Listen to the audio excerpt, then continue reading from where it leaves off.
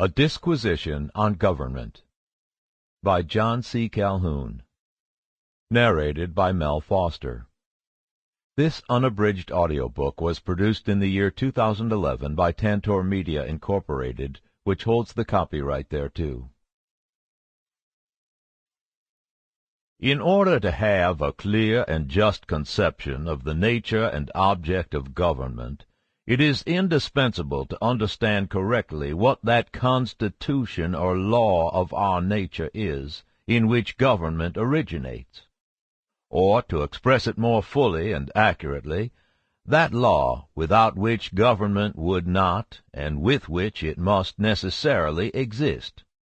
Without this, it is as impossible to lay any solid foundation for the science of government as it would be to lay one for that of astronomy without a like understanding of that constitution or law of the material world, according to which the several bodies composing the solar system mutually act on each other, and by which they are kept in their respective spheres.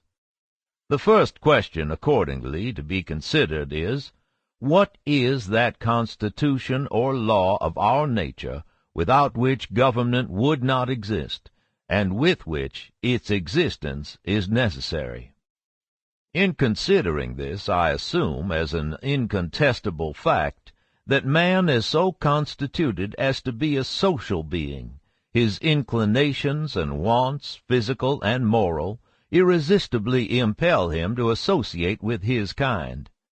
And he has accordingly never been found in any age or country, in any state other than the social. In no other indeed could he exist, and in no other, were it possible for him to exist, could he attain to a full development of his moral and intellectual faculties, or raise himself in the scale of being much above the level of the brute creation. I next assume also as a fact, not less incontestable, that while man is so constituted as to make the social state necessary to his existence and the full development of his faculties, this state itself cannot exist without government. The assumption rests on universal experience. In no age or country has any society or community ever been found, whether enlightened or savage, without government of some description.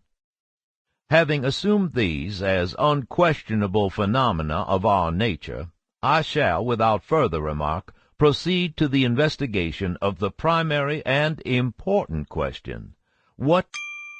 Sample complete. Ready to continue?